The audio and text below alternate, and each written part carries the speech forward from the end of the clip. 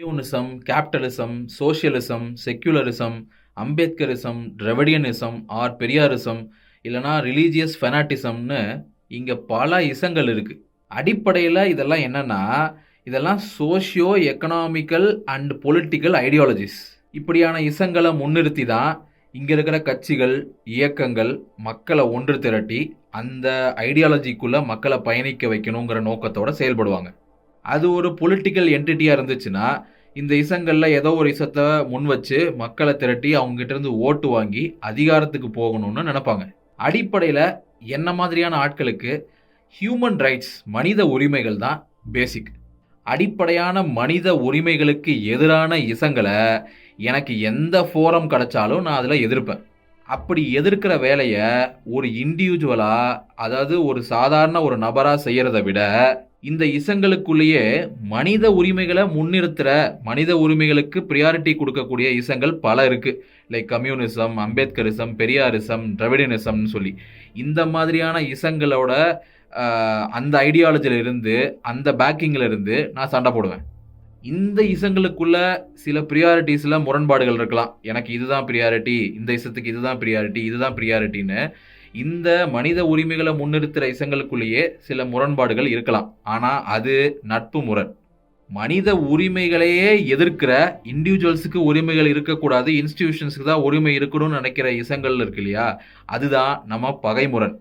Of late என்ன trending ஆகுதுன்னா, இந்த இசங்களை குறித்தெல்லாம் சரியான புரிதலை வளர்த்துக்காம, இல்லை அந்த இசங்கள் இந்த நாட்டில் இல்லை இந்த மாநிலத்தில் என்ன மாதிரியான தாக்கங்களை உருவாக்குச்சுங்கிற வரலாறை சரியாக படித்து தெரிஞ்சுக்காம, ஜஸ்ட் இந்த சோஷியல் மீடியாலையும் யூடியூப்லேயும் வாட்ஸ்ஆப்லேயும் அரசியலை கன்சியூம் பண்ணுற ஒரு பெருங்கூட்டமாக இங்கே மாறி போனதுனால என்ன நடக்குதுன்னா, அடிப்படை மனித உரிமைகளுக்காக நிற்கக்கூடிய இசங்களை பற்றின புரிதலையே வளர்த்துக்காம, அந்த இசங்களை எக்ஸிக்யூட் பண்ணுற ஆட்கள் இருக்காங்கல்ல, இப்போ கட்சிகளாக இருக்கலாம், இயக்கங்களாக இருக்கலாம், அந்த எக்ஸிக்யூஷனில் இருக்க ஆட்கள் செய்கிற பிழைகளையோ இல்லைனா அவங்க செய்யாமல் விடுற சில விஷயங்களையோ முன் வச்சு அந்த ஒட்டுமொத்த இசமே தப்பு, அது எனக்கு தேவையில்லை, அதனால் நான் வீழ்ந்துட்டேன் அப்படின்னு பேசக்கூடிய போக்கை நான் ரொம்ப சமீப காலமாக பார்த்துக்கிட்டு இருக்கேன். எக்ஸாம்பிள் எடுத்துக்கணுன்னா, தமிழ்நாட்டில் திராவிடியனிசம்.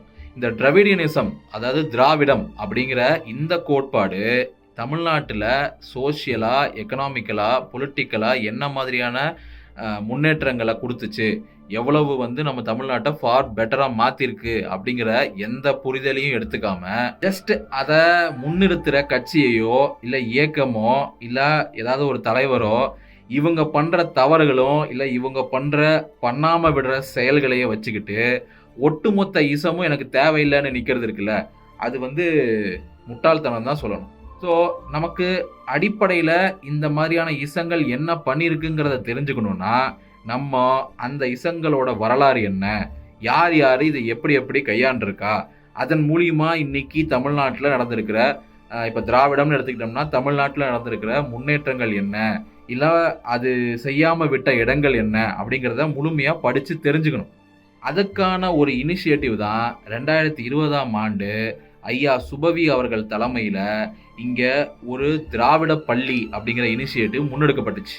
அந்த இனிஷியேட்டிவ் தொடர்ந்து 4 வருஷமாக இங்கே திராவிடம் அப்படிங்கிற தத்துவத்தோட தேவை என்ன, அதோட வரலாறு என்ன, அது எந்தெந்த காலகட்டத்தில் யார் யார் எப்படி எப்படி கையாண்டிருக்காங்க அப்படிங்கிறத பற்றி ஒரு அகடமிக் ஃப்ரேம் ஒர்க்கை உருவாக்கி அதை ஒரு வருஷம் பயிற்சியாக இங்கே இருக்கிற மாணவர்களுக்கு, மக்களுக்கு எல்லாருக்கும் செஞ்சுக்கிட்டு இருக்காங்க தொடர்ச்சியாக 4 வருஷமாக. இப்போது 2024-25க்கான திராவிட பள்ளியோட அகடமிக் இயர் அட்மிஷன்ஸ் ஓப்பன் ஆயிருக்கு. அதுக்கு அப்ளை பண்ணி நீங்கள் உங்களை இணைச்சிக்கிறதுக்கான கடைசி நாள் 20 செப்டம்பர் 2024.